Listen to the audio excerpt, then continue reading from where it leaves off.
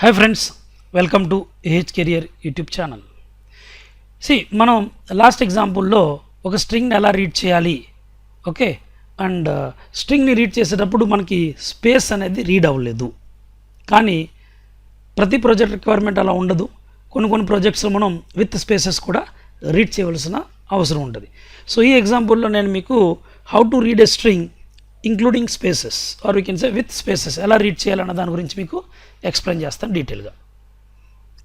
String అనే separate data type లేదు అని నేను మీకు లాస్ట్ వీడియోలోనే ఎక్స్ప్లెయిన్ చేశాను. సో మీరు గ్రూప్ ఆఫ్ స్ట్రింగ్స్ని రీడ్ చేయాలంటే క్యారెక్టర్ డేటా టైప్తోనే వర్క్ చేయాలి. అండ్ సార్ ఆ స్ట్రింగ్ మెమరీలో ఎంత స్పేస్ ఆక్యుపై చేస్తుంది అంటే ఎన్ని క్యారెక్టర్స్ ఉంటే అంత స్పేస్. ఎందుకంటే ఒక క్యారెక్టర్ మెమరీలో ఒక బైట్ని ఆక్యుపై చేసినప్పుడు మీకు 50 క్యారెక్టర్స్ని రీడ్ చేస్తే 50 బైట్స్ ఆక్యుపై అవుతుందని అర్థం. ఓకే, సింగిల్ క్యారెక్టర్ని రీడ్ చేయడానికి %C, group of characters without space read చేయడానికి %S, and group of characters అంటే స్ట్రింగ్ విత్ స్పేసెస్ రీడ్ చేయడానికి మనకి ఉన్న ఫార్మాట్ స్పెసిఫైర్ ఏంటంటే %start /n. ఇది ఒక కొత్త ఫార్మాట్ స్పెసిఫైర్ స్ట్రింగ్స్తో వర్క్ చేసేటప్పుడు. అది నేను మీకు ఇంట్రొడ్యూస్ చేస్తున్నాను. అదేంటంటే $start /n and brackets close. So ఈ క్యారెట్ సింబల్ అర్థం ఏంటంటే స్టాప్, /n అర్థం ఏంటంటే న్యూ లైన్. మీన్స్ కీబోర్డ్ దగ్గర నుండి క్యారెక్టర్ రీడ్ చేయడం అనేది ఎప్పుడు ఆఫ్ చేయాలంటే ఎప్పుడైతే కనుక న్యూ లైన్ వచ్చినప్పుడు. మీన్స్ స్పేస్ వచ్చినప్పుడు స్పేస్ని కూడా రీడ్ చేయాలి, ఆఫ్ చేయకూడదు. /n అంటే న్యూ లైన్ వచ్చినప్పుడు మాత్రమే ఆఫ్ చేయాలి. అదే %S విషయంలో ఏమవుతుంది, స్పేస్ రాగానే రీడింగ్ అనేది ఆగిపోద్ది. మీన్స్ మీరు కీబోర్డ్ దగ్గర నుంచి టైప్ చేసిన ఆ డేటా అనేది మెమరీలో మాకు స్టోర్ అవ్వదు. కానీ ఇక్కడ $n ఇచ్చినప్పుడు ఏమవుతుందంటే మీరు స్పేస్ ఇస్తే స్పేస్ కూడా మనకి మెమరీలో స్టోర్ అవుతుంది. అది ఎప్పటి వరకు అలా అవుతుందంటే మీరు ఎప్పుడైతే కనుక ఎంటర్కి ప్రెస్ చేస్తారో వైపుగా /n indicates new line and keyboard దగ్గర నుంచి మనం ఒక న్యూ లైన్ అని ఇండికేట్ చేయడానికి /n మీన్స్ ఎంటర్కీని ప్రెస్ చేస్తాం.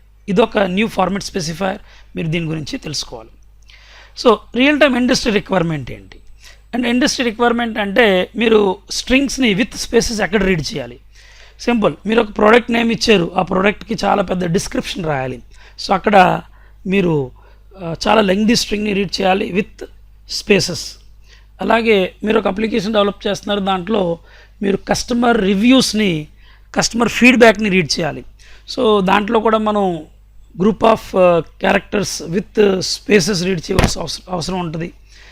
లేదా మీరు ఒక హాస్పిటల్ అప్లికేషన్ డెవలప్ చేస్తున్నారు, దాంట్లో డాక్టర్ ఏం చేయాలంటే పేషెంట్ ఒక హిస్టరీని ఫీడ్ చేయాలి.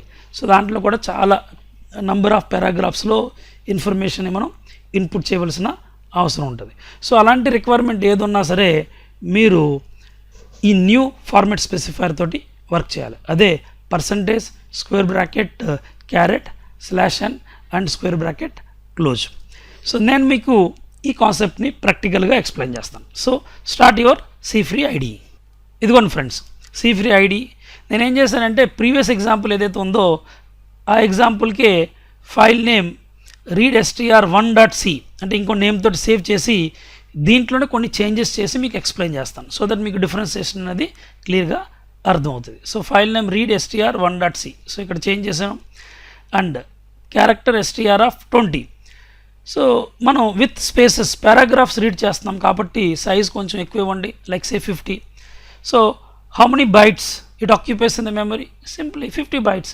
ఎందుకంటే ఒక క్యారెక్టర్ ఒక బైట్ ఆక్యుపై చేసినప్పుడు 50 క్యారెక్టర్స్ ఎంత ఆక్యుపై చేస్తుంది, 50 bytes. Okay, next enter your name అని కాకుండా మీరు enter patient history, enter string, enter product description మీరు ఎలా రాసినా పర్లేదు.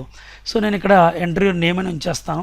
ఎందుకంటే నేమ్ కూడా మనం first name, middle name, last name అని అలాగా రీడ్ చేసుకుంటూ వెళ్ళొచ్చు. మీన్స్ నేమ్లో కూడా రీడ్ చేసేటప్పుడు మనకి స్పేసెస్ అవసరం ఉంటాయి.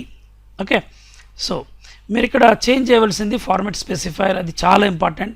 సో %S తీసేసి ఇక్కడ %start ఆర్ దీన్ని క్యారెట్ సింబల్ అంటాము, Shift+6 నంబర్ 6ని టైప్ చేస్తే మీకు ఆ సింబల్ ప్రింట్ అవుతుంది.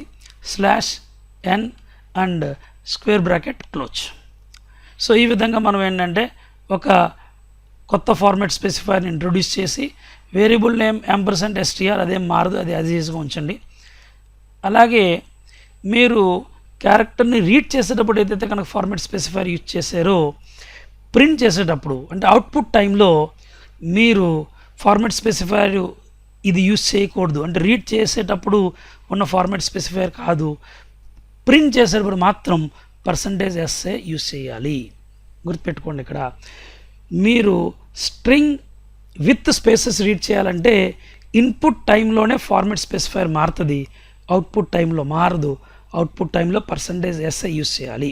ఓకే, నా ఐ విల్ సే 5 అండ్ చెప్పాను కదా ఈ అవుట్పుట్ సైజ్ పెంచాలంటే title bar properties size and say okay. Enter your name. I will say Atish Jain and చూడండి output welcome Atish Jain, AH career welcomes you. మళ్ళీ రన్ చేస్తాను, అతీష్ కుమార్ జైన్. సో ఈ విధంగా మీరు ఎంత లెంగ్తీ నేమ్ అయినా అవ్వచ్చు, ఎంత లెంగ్తీ డేటాని ఇన్పుట్ చేయొచ్చు. బట్ గుర్తుపెట్టుకోవాల్సింది ఏంటంటే మీరు ఇన్పుట్ చేసే డేటా ఒక సైజు 50 క్యారెక్టర్స్ దాటకూడదు. ఎందుకంటే మనం మెమరీలో 50 క్యారెక్టర్ సైజే ఇచ్చాము అక్కడ. సో ఇక్కడ ఎంత సైజ్ ఇవ్వాలని కూడా లేదు, మీరు ఎంత సైజ్ అయినా ఇవ్వచ్చు. కావాలంటే ఇక్కడ 100 లేదా 1000 అని కూడా ఇవ్వండి. And still you can comfortably run your program. So ఈ విధంగా మనం a character with spaces means a string with స్పేసెస్ని మనం రీడ్ చేయొచ్చు. ఎక్కడ ఉపయోగపడుతుంది అంటే చాలా రియల్ టైమ్ అప్లికేషన్స్ ఉన్నాయి, అక్కడ మనం ఈ స్ట్రింగ్స్ విత్ స్పేసెస్ని రీడ్ చేయవలసిన అవసరం ఉంటుంది.